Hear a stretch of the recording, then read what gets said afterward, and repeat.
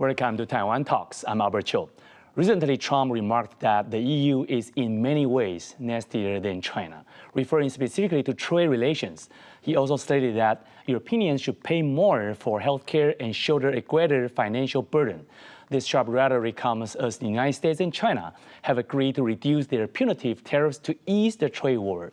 The U.S. will temporarily lower tariffs on Chinese imports from 145% to 30%, while China will cut its tariff from 125% to 10%, both measures in effect for 90 days. So what is Trump's strategy now? Is he changing his targets or trying to win new friends? Join us today for the discussion are Cai Rongxiang, National Zhongzheng University Political Science Professor, and Matej Šimoček, Central European Institute of Asian Studies Executive Director. A very warm welcome to both on the show. Thank you. Thank you. Let's start with automobiles. Trump emphasized that he is trying to correct the so-called Europe's unfair treatment of the U.S. He claimed that Europe sells 13 million cars to the U.S. each year, while the U.S. exports none, literally none, to Europe. However, the European Automobile Manufacturers Association stated that the situation is not nearly as severe. Last year, about 750,000 cars were exported from the EU to the US, while approximately 170,000 were exported from the US to EU. So my first question goes to Matej, is that what is your analysis of Trump's complaint about the EU? Is this really a new issue, and why did he bring it up amid the US-China trade war? Well, obviously, President Trump is trying to renegotiate the basic tenets of the trade relationship between the U.S. and the European Union. However, this is coming at the worst possible time for the EU, as it already finds its automotive sector quite embattled on multiple fronts. For a while now, EU has been dealing, similarly to China, with the surge of Chinese electric vehicles, which are putting a lot of pressure on European car makers, and now they are faced with a double pressure, both from the U.S. and China, which puts Europe at a very difficult spot and creates this need to very quickly resolve at least one of these two potential trade conflicts, either with China or with the U.S. Now, U.S. is clearly trying to revamp its trade and security policy in a way that it would be able to better deal with China and Chinese assertiveness, and for this, I think it really needs to partner more strongly with EU rather than going at this kind of trade conflict with the EU. Already, this is causing EU to some leaders in the EU to think about potentially putting trade conflict and political value conflict with China a little bit on the back burner and focus on dealing with the US, which has not really been the case for pretty much since World War II, that this relationship would be questioned to such a large extent as it is being questioned nowadays. If the US is going to push with the policy as it is proposed by Donald Trump, it will cause a lot of damage for European car makers, especially in countries that are heavily reliant on the automotive sector, such as Germany and many Central European countries like Slovakia, like Czech Republic, for example. Well, actually, a lot of people are fond of European cars like Mercedes-Benz, BMW. I mean, they are like bestsellers in many countries, even in Taiwan, right?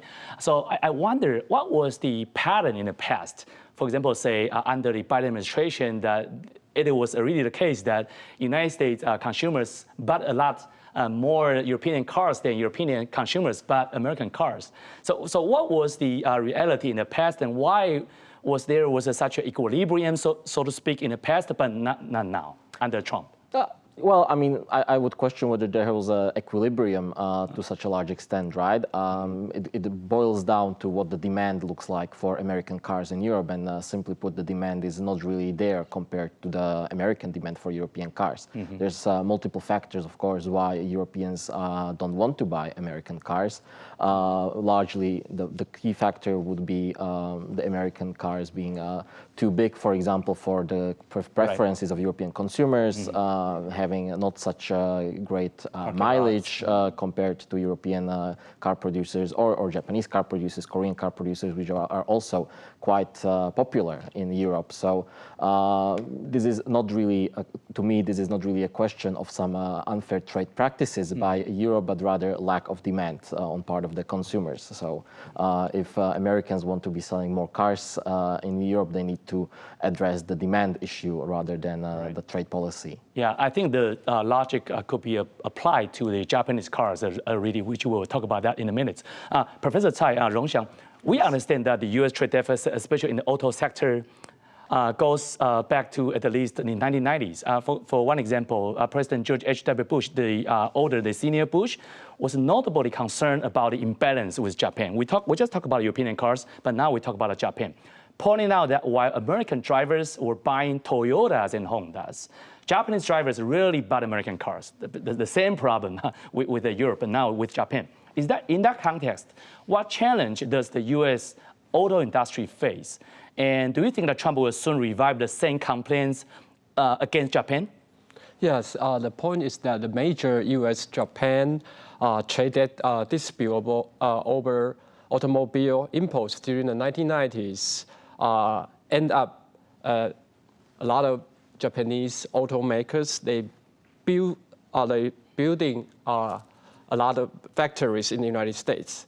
So many Japanese cars in the United States now are manufactured domestically, and they are seen by many Americans, they are American made. So that's the solution here. So the thing is that if you try to push German companies like Mercedes or BMW to manufacture in the United States, but the thing is that the proportion will be very, very small, and the cost can be very, very high. So it's a big problem for German cars or maybe Slovakia or some other European countries, because this is very, very costly, right? Very, very expensive. So in the end, if the costs are very high, American consumers, they have to bear the costs, right? So it's not a win-win situation for the United States. So maybe it's just a bargaining chip for the American president, because, you know, he likes to belittle his opponents. He likes to make a bluff, try to make himself look bigger, because he wants to get the upper hand on negotiations. That's his strategy. He always says something, you know, a little bit dirty, a little bit, you know, hyperbole, because I know a lot of American cars, they were exported to Europe, but he said no, that's not right. It's kind of like some popcorn talks, right? So this is very, very important. But I think EU is an economic giant, right? It's a peer competitor in terms of economic stuff. So US is not 10 feet tall, so he can, of course, Trump can make some deals, but the thing is that he has to negotiate with EU. EU is not a weak country, right, in terms of economic stuff. Yeah. Okay, so I kind of want to connect this question to the security issue. Kind of go back to you. Is that how is this trade deficit in terms of this the European cars kind of dumping to Trump's perspective in the United States has to do with the United States' attitude towards the Ukrainian-Russia war, and how can we assess this impact if the European does not really cooperate with Trump that buy more American cars? What's going to happen in the future? I don't think that the issue of purchasing American cars is necessarily tied to the broader security issue. Nevertheless, we see that Europe and the US are grappling at multiple issues at the same time, and security being one of them, right? So the broader negotiation package looks very big right now, even though the different issues that are being negotiated are not necessarily 100% linked to one another.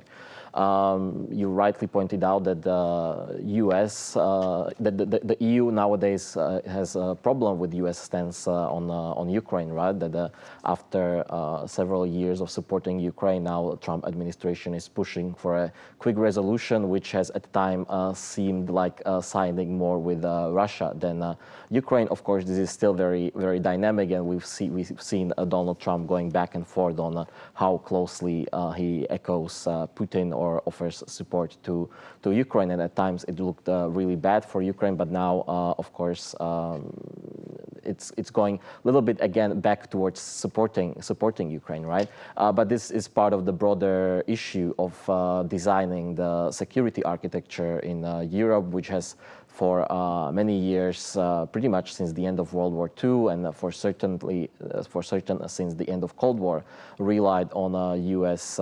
security assurances, right, which has been the backbone of European security for the past decades. Now, U.S. has been pushing Europe for a while already to improve its own contributions towards the overall defense on the European continent. This is not something new that would have come with Donald Trump, and the EU has been made known of the U.S. displeasure in this regard for quite a few years. But of course, Trump is now doubling down on this, and he's the first American president actually to question the idea of keeping American troops in Europe, right? But this is a separate package from economic one, I would argue, given that the presence of U.S. in the European security architecture would be more influenced, I think, by overall U.S. geopolitical goals, whereas the trade-related issues are much more about the bilateral relationship, and U.S. trying to secure very quick trade wins for President Trump as trade and perceived imbalances in U.S. trade relations with other global partners has been a cornerstone of Trump's re-election campaign. Right. By the same logic, U.S. complains imports a large volume of semiconductors from Taiwan. This one is for Rongxiang to assemble their final products, many of which aren't even made in the United States, but instead in places like Taiwan, China, India, or Vietnam.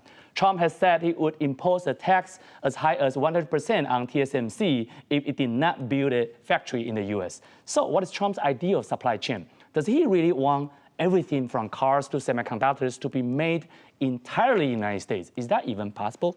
Rongxiang? Yeah, President Trump's ultimate goal is to have these chip manufacturing giant establish factories in the United States. On one hand, this will create more jobs for Americans, which can make America great again, right? But on the other hand, it will allow the United States to maintain control over these critical technological components, preventing them from falling into the hands of hostile countries. So it's not practical or realistic for every single product to be produced solely in the United States. Mm-hmm. You need to focus on strategic or high-value stuff, right? So the priority is on critical industries like semiconductors, pharmaceuticals, defense, automotive assembly, stuff like that. So he tried to target on something, but especially the most important thing, because you have to prioritize stuff. You cannot do everything. It doesn't make any sense to produce everything in the United States because the cost would be very, very high, right? Mm-hmm. So, but the thing is that he tried to say something, and that's his style, right? Mm-hmm. Try to target something he really wants. That's his negotiating skill. Mm-hmm. Madej, so the same question for you. So what is your assessment of Trump's sort of like ideal scenario that where everything is made in the United States? Is that plausible, possible? I mean, that's the end result that the President Trump is hoping for, right? To have the economy in the U.S. centered around the idea that products for U.S. to be consumed by U.S. consumers should be made in the U.S. However, that's very implausible, I would say, right? And as Professor has explained, right, of course, U.S. would be needing to prioritize, especially those industries with higher added value, if this is to be also adding to U.S. prosperity, right, and not necessarily bring back to U.S. The production of products with lower added value. At the same time, there's another factor that makes this quite implausible, and that is that a lot of the industries are labor intensive, and U.S. as other developed countries is facing shortage of labor and high expenses for labor, which coupled with the anti-immigration policy in the U.S. will maybe make it very difficult, I think, for a lot of the companies to find suitable labor force and qualified labor force that it would be able to actually produce those products in such a capacity as the U.S. consumers would need. So at the end result would probably not be relocation of entirety of production for U.S. To the U.S., but nevertheless, we see this pressure from President Trump yielding some results, and we see increased activity from investors both in Europe as well as in Asia, including in Taiwan, to locate some of the production, at least to the U.S., to reduce the burden of tariffs, for example. Matej, the same question for you, kind of quick response to this one, please. Trump also criticized EU about subsidizing. The United States has been subsidizing Europeans' medical expenses, and which he considers as unfair. So help us to clarify this criticism, because we talk about car, that's understandable. What about the medical expenses? How does that have anything to do with the United States? Europe? I would say that this is one of those examples where we see President Trump throwing around ideas, right, and hoping that they would stick as some sort of negotiating chip. If we deconstruct this argument, I believe that what President Trump is getting at is the fact that a lot of the research and development of new pharmaceuticals is happening in the U.S.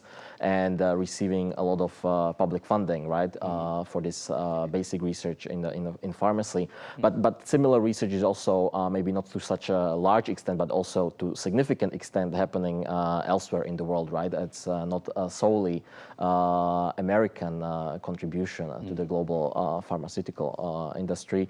And of course, for the pharmaceutical companies, it's always an issue how to price the drugs in a way that they would be able to dilute the research costs into the price of the drugs, right? But at the same time, I think what is sometimes overlooked in the U.S. argument, and it's a lot of quite a philosophical difference, I think that while the consumer price for drugs in Europe tends to be significantly lower than in the U.S., it's not the final price of the drug, as the majority of the cost would be still paid for to the pharmaceutical company in terms of directly being paid by the governments from the public health insurance, right? So the end cost of a drug is not usually the price that we see on the market that the consumers are paying, right? So I think this is going to be one of the points in the debates that's going to be probably difficult to reconcile unless U.S. actually tries to understand how the European pharmaceutical market is working. Now, connected to that is that maybe President Trump would like to see EU spending less on welfare, so that it can divert portion of the saved costs into the defense industry, right? And that's the bigger picture. That's what he wants. We are what Trump wants. looking at. Yes. Okay. All right. Thank you. At the press conference following the U.S.-China tariff agreements, Trump quickly shifted his criticism toward the EU, describing it as nastier than China. Let's listen to what he had to say. The European Union is in many ways nastier than China, okay? And we've just started with them. Oh, they'll come down a lot. You watch. We have all the cards. They treated us very unfairly. They sell us 13 million cars. We sell them none. They sell us their agricultural products. We sell them virtually none. They don't take our products. That gives us all the cards, and very unfair. So they're going to have to pay more for health care, and we're going to have to pay less. That's all it is. And believe it or not, because it's really the world we're talking about, not just the European Union. All right, obviously, we see that Trump now is not as friendly to EU, not as friendly to Taiwan, maybe, not as friendly to Zelensky, Ukraine. So my next question goes to Longxiang, is that do you think that Trump was becoming friendlier with Xi Jinping, similar to how he appeared softer to Putin than Zelensky in addressing the war in Ukraine? Yeah, President Trump often praised President Xi personally and call him a very, very good friend, right? And saying nice words over his leadership, especially early in his first presidency. But the thing is that despite his personal tone, Trump launched a major trade war against China in his second term, right? So he tried to impose tariffs and accusing China of unfair practices, especially over intellectual property theft and the trade imbalances. Personally, yes, of course, he was very, very friendly. But policy-wise, he tried to step in the front. Okay, this is a very high tariff, and you have to deal with that, because his administration took a very, very hard-line stance, especially on China in trade, technology, military posturing, right? So for President Trump, he liked to use this kind of personal approach in terms of diplomacy. But the thing is that Trump takes a cold, calculated approach to business. He doesn't let emotions get in the way of the business. So calling someone a good friend is just a gesture, right? He wants to see the beef. That's the point. Yeah. Okay, we know that Trump's America First strategy has differentiated treatments of long-standing trade partners and attempted to build what he calls a global tariff war around China. So do you, Matej, do you believe that the current situation represents the most significant shift since Cold War, possibly leading to a new global order? That we have this tripolar structure, the United States, China, and EU, but they are not connected to each other at all? I mean, we've seen the global order to move in this direction for a while, right? It didn't start with the second Trump presidency. It started already sooner. However, yes, now it is moving much faster.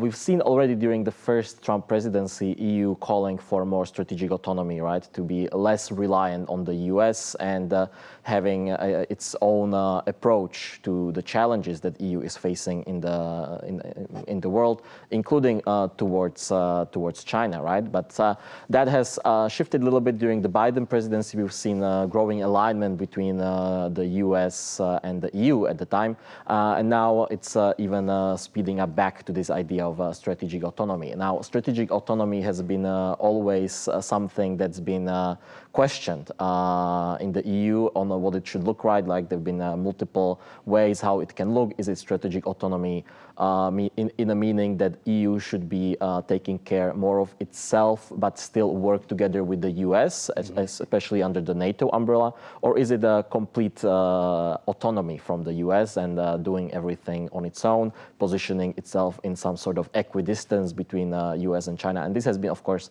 questioned in the EU, and I wouldn't say that this argument is resolved yet, right? We still need to see how it plays out, especially if it also depends on how US politics will be developing, right? Trump will not be running again in 4 years. This is his last presidency. Yeah, it is reported that he's thinking about a third term. Yeah, but that would be, of course, very difficult, right? As US constitution is really rigid in a way how it can be changed, right?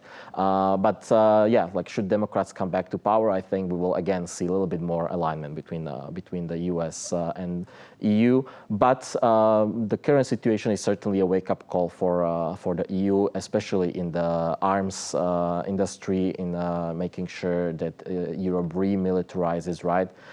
Which now Europe is quite depleted because all of the equipment was given to Ukraine in order to fight against, defend against Russia.